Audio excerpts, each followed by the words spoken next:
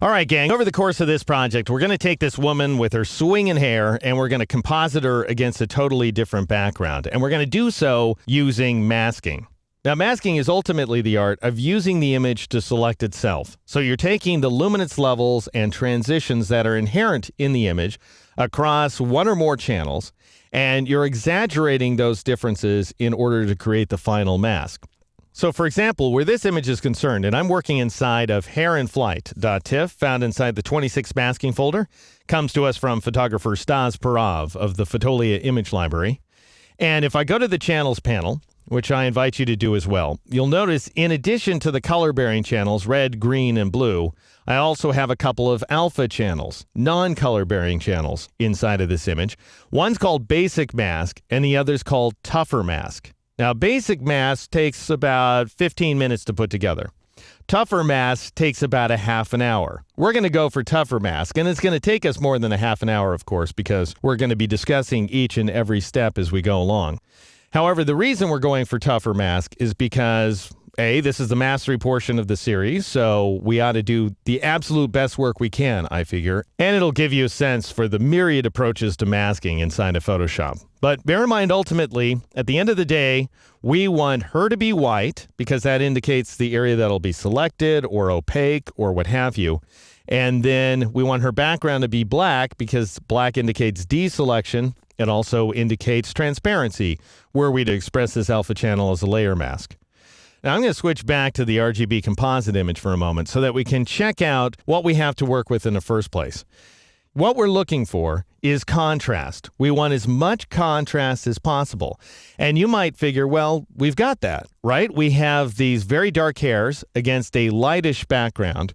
Well, that's part of the problem. It's lightish. It's not light. In fact, it's a gradient.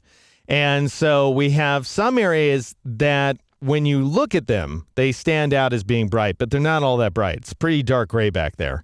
And it gets awfully dark gray in some other areas. And meanwhile, her hair kind of varies all over the place in terms of its darkness. It's very dark in some locations and quite light when it gets out of focus, when it's in movement, when we only have a few strands of hair to work with. Also note that there are no color differences going on inside the hair. We're seeing uniformly low saturation color values going on. So these blue-gray hairs fading into a blue-gray background. So we can't exploit the differences between the channels very well. We can exploit the differences between the channels where the flesh is concerned because she's fairly warm, not super warm, but fairly warm against this cool background.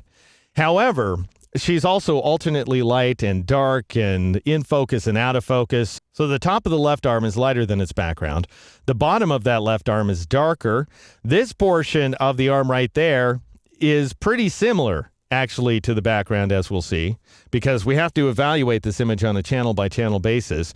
The right-hand arm is out of focus, so we have some blurry details to work with there. And then there's the dress, which is thoughtfully exactly the same color as the background. So that's quite a problem. Now, you might once again look at this image and say, well, the good news is it's a plain background. The photographer at least was thoughtful enough not to shoot the image against a bunch of wicker or something along those lines, you know, scaffolding or ladders or anything that would be a jumble of detail. And that would make our job that much tougher. That's for sure. And just know that the techniques I'm about to share with you work with those kinds of images as well. It just gets mind-numbingly boring is basically what it comes down to create those kinds of masks. It's an awful lot of work. Anyway, let me give you a sense of two different final results here. I'll go ahead and switch to basicmask.psd, also found inside that 26 masking folder. And notice that it's a decent composition. I don't necessarily believe she was actually photographed against this guy. However, that's okay. It's all right if we have an unreal composition. What's not okay is if it's not professionally executed. And this one is. Now, we do have some halos going around some of the finer hair details. That's actually pretty natural, by the way. If you take a look at a few hair shots, you'll see those kinds of halos around the hairs. So that doesn't bother me. What bothers me a little bit is that I had to throw a lot of hair detail away.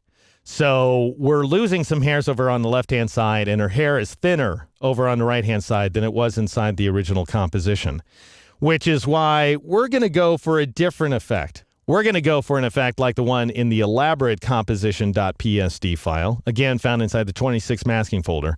This time we have a lot more hairs over here on the left-hand side and a lot thicker hair coverage over on the right-hand side. And so I'll show you those two images again. This is the more basic version of the mask, and it's a more basic composition as well. It doesn't contain that many layers. And this is the more elaborate version of the image. Takes longer to create the mask in the first place, and if you switch over to the layers panel, you'll see that we have a lot of layers going on as well.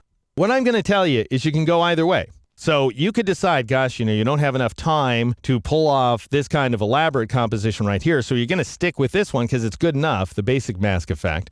And it's only going to take you, once you come to terms with things, this is like a 15-minute mask. And if you want to see it documented, by the way, I document the creation of this very mask inside of another series. And it's just 3 movies, so it's a quickie if you want to check it out. Photoshop Top 40 is the name of the course. And it's a countdown, so the various features appear in opposite order. So we've got 33 calculations first, then 32 the pen tool, then 31 the brush tool. You watch those 3 sequential exercises, and you'll see exactly how I created this effect. However, in this chapter, we're going to go for the more elaborate composition. And for a couple of reasons. First of all, this is the mastery portion of the series, so it seems incumbent upon us to do the best job possible. Also, though, I'm going to pass along a few additional techniques which you might find useful, some stuff I developed specifically for this project, in fact. So we'll get into it, and we'll see how alpha channels work beginning in the next exercise.